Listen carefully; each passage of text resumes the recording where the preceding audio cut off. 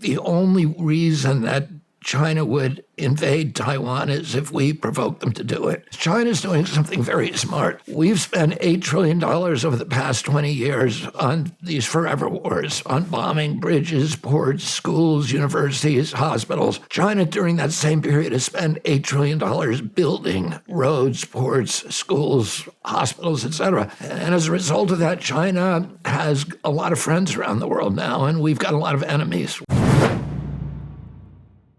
I have a subscription account. They're my top supporters. They've been here since the beginning, and they're the reason I get to sit here and get to interview you. And so one of the things that I allow them, or I give them the opportunity to do, is ask each guest a question. And so a lot of good ones, a lot of good questions when it came to you. So this one is from Lester Dodson. How are you going to shut down the military-industrial complex and also keep the Chinese global steamroller from rolling up everything in its path? Yeah, I don't think China wants a military contest with us. Number one, we spend on our military more than the 10 next nations combined. We spend 3 times what China spends on its military. And China wants to compete. China wants to dominate the world, but they want to do that on an economic playing field, not in a hot war with the U.S. military, which would be a catastrophe for both countries and the entire planet. The big worry is that China's going to invade Taiwan, and that, Taiwan is critical to us because of TSMC, the Taiwan microchip, which is the biggest producer of high-functioning high-performance microchips on Earth. All of our missile systems use that microchip. All of our jets, the F-35, all the jets use it. Our civilian aircraft use it. It's in our refrigerators. It's in our automobiles. Our country would basically come to a stop if it weren't for access to those microchips. And the worry among the neocons, the big bugaboo that they're trying to frighten everybody with and to drum up a war with China, is that China is going to invade Taiwan if we don't stop them. And that they will then own that microchip factory, and they will be able to dominate the world. And it's not a realistic scenario for a number of reasons. One is China does dominate the South China Sea, and our nearest base is Guam. China has hypersonic missiles that if we did send aircraft, we have 12 aircraft carriers in our fleet now. If they did go into the South China Sea for a battle with China, they'd be sunk within 24 hours because we have no defense against those hypersonic missiles. So you can paint a scenario, a very ugly scenario, but in fact, I think the only reason that China would invade Taiwan is if we provoke them to do it. And we have a lot of. First of all, that microchip company is reliant. It doesn't function alone. It does do something nobody else in the world can do. But it cannot function without a supply chain. And the supply chain, the lasers are designed in Silicon Valley. They're made in Amsterdam. A lot of the silicon comes from countries that are mainly friendly to us. Many of the other components of those that are required for that production come from the Western nations. But China can't function without Mideast oil. And although we don't dominate the South China Sea, we can shut off that flow of Mideast oil overnight and bring China to a halt. China also cannot function without Walmart.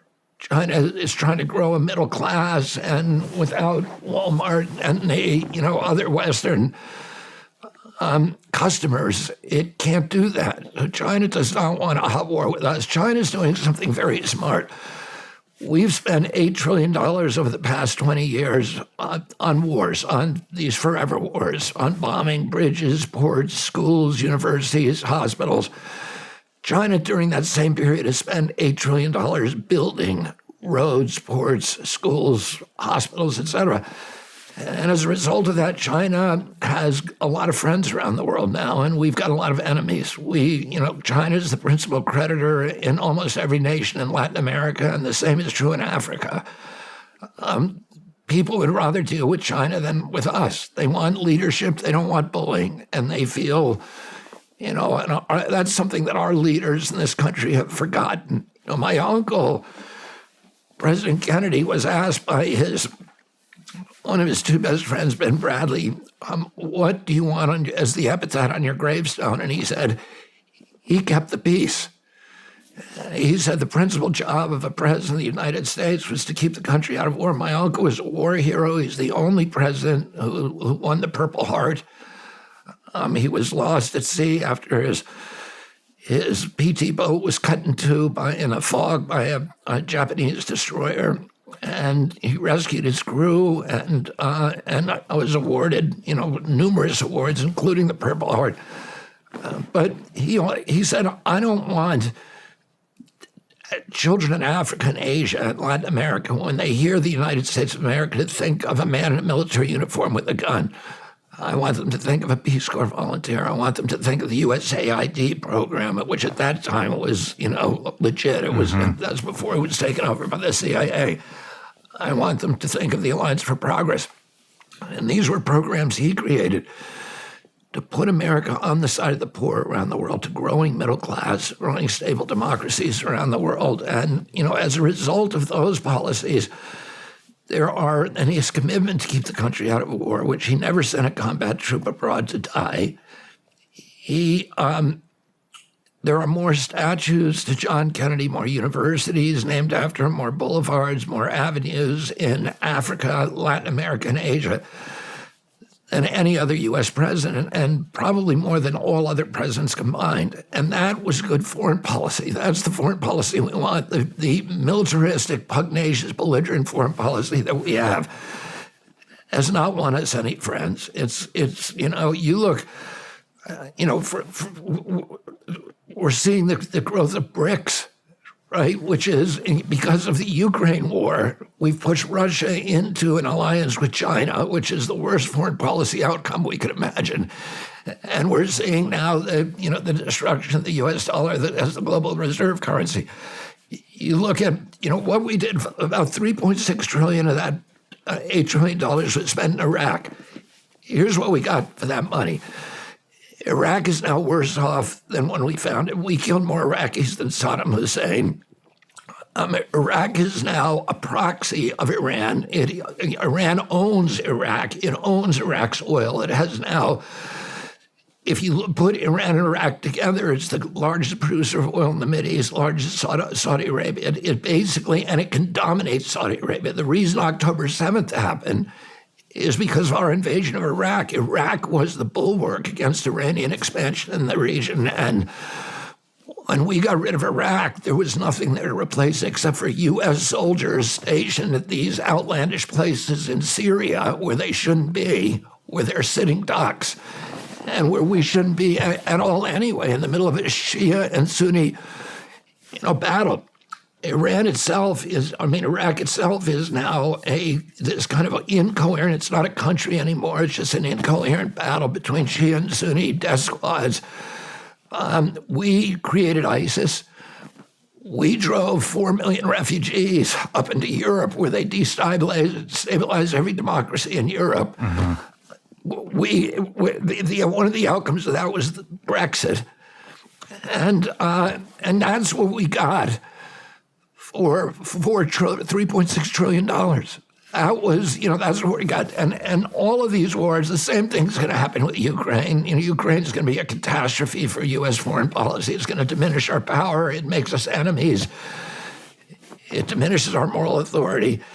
It's not, unfortunately, our political leaders now, they're like the carpenter who has a single tool, the hammer, and everything to him looks like a nail. And if the only diplomacy tool that you have is the U.S. military, it's turned out to be not a good plan. No matter where you're watching Shawn Ryan Show from, if you get anything out of this, please like, comment, subscribe, and most importantly, share this everywhere you possibly can. And if you're feeling extra generous, please leave us a review on Apple and Spotify podcasts.